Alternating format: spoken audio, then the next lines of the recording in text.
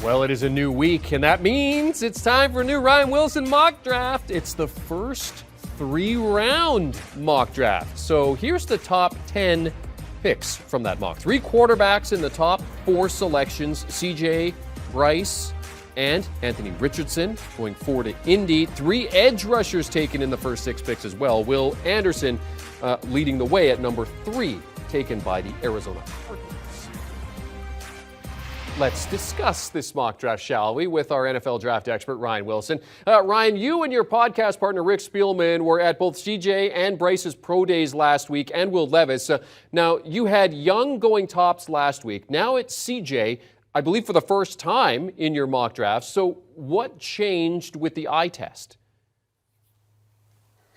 Well, partially the eye test, Jeremy, and partially I've been talking to folks. Even prior to going to the pro days last week, I had heard that the Panthers were high on C.J. Stroud, perhaps a little higher than they were on Bryce Young. But they were in full force in Ohio State.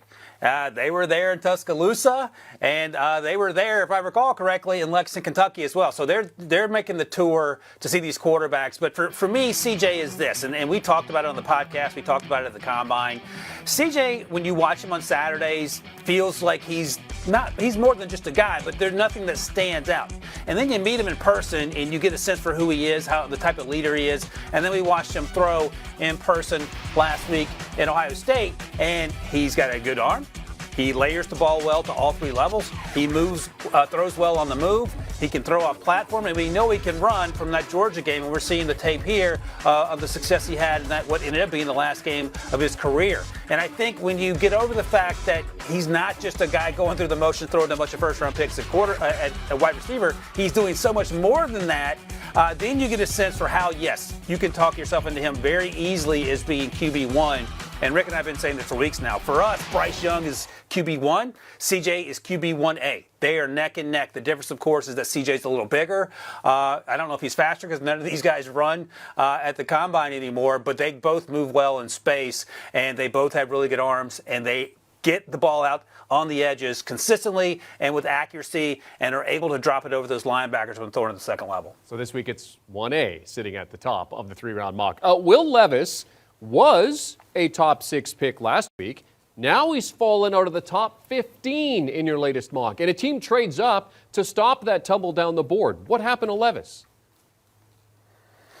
Yeah, so his pro day was good. It wasn't as good as C.J. Stroud or Bryce Young's, and I had heard prior to the pro day tour last week that teams were a little nervous about Levis in terms of being a top 5 pick. There were some things that they didn't check out when you compare him to the other quarterbacks at the top of this class in C.J. and Bryce. And the pro day, Will Levis has the best arm in this class. We will see Anthony Richardson on Thursday, and we'll compare notes there. But as we sit here, the ball literally whistles, Jeremy, when he throws it, and you can hear it come by you, and that's impressive. He is built like a linebacker. He is incredibly strong upper body, to the point that my buddy Rick Spielman was like, maybe he's a little too jacked to have the fluidity you want in your quarterback. And another thing that Rick noted, and we'll talk about it on the podcast this week, no doubt, is that when Will Levis rolls to his left, he struggled with accuracy down the field. The arm strength's still there, but that's something that NFL teams note, and that's something that Rick pointed out. And once you see it, you can't unsee it.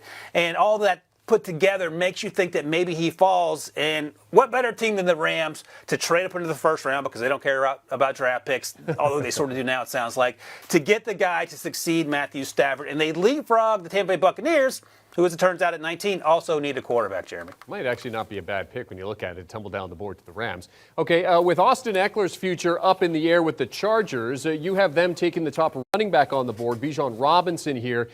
This makes a lot of sense. Yeah, it makes a ton of sense, right? And it makes sense to me because typically, depending on the mock draft, I've had a tight end going here to Justin Herbert, and the Chargers fans finally made it clear, and they got through that, look, if Bijon's sitting there, Austin Eckler doesn't want to be there, why wouldn't you take Bijon and help that offense so much more from the backfield as opposed to an inline tight end who occasionally plays slot if it's, for example, Michael Mayer at Notre Dame. So Bijon is a layup, and he does so many things well. This feels about the spot that he may go. We've heard some scuttlebutt that the Eagles are going to have him in for a visit if they haven't already. They had the 10th pick, and then they have another pick later in the first round. 10 feels high for a running back, although he is one of the 10 best players in this class.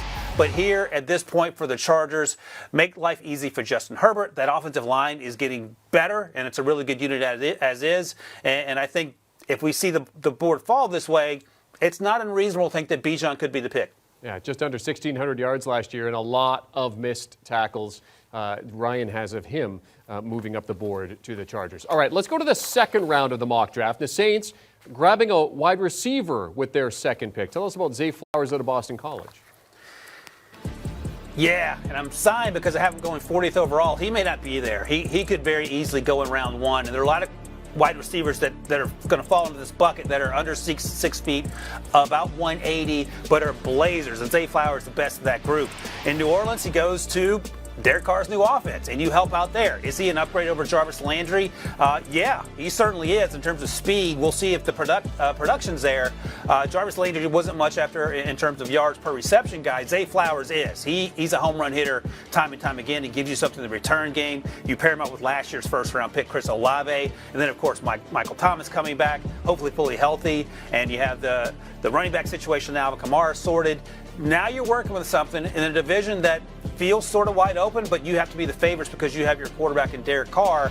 And I think Zay Flowers, if he's there, would be an easy pick for the Saints. I had them going with an edge rusher, Keon White, in the first round. They need help along the defensive line. But Zay Flowers could very easily be that pick at 29 as well. Yeah, it could be a high-flying Saints offense with Derek Carr at the controls next year. All right, with the 50th pick, you mentioned the Buccaneers. They go back to the quarterback well 2 years after drafting Kyle Trask here. They go with Tennessee's Hendon Hooker.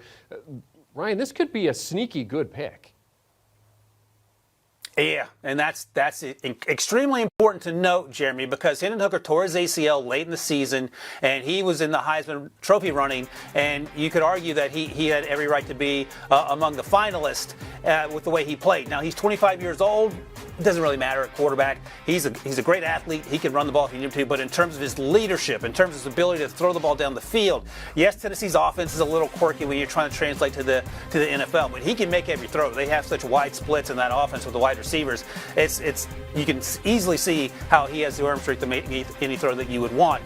But he could end up being the best of this group. And typically what happens, Jeremy, with these first round quarterbacks, about a quarter of them work out. So 1 out of 4. Hendon Hooker could end up being the best quarterback in this draft class when we look back 4 or 5 years from now. And a steal for the Buccaneers. And you could argue that the Rams, in this scenario, did the Bucs a favor by trading for Will Levis and then allowed them to get Hendon Hooker around later and address other needs with that first-round pick. He is NFL draft expert Ryan Wilson breaking down his latest mock, a 3-rounder that is up over on CBSSports.com. And since we're talking about it, you can check out the new podcast he has with former general manager Rick Spielman with the first pick. You can download and follow wherever you get your podcasts. Do you want a sports network that delivers everything that matters about the game? The highlights, the picks, the instant analysis, no yelling, no fake debates, no politics. Hit the subscribe button and never miss a moment.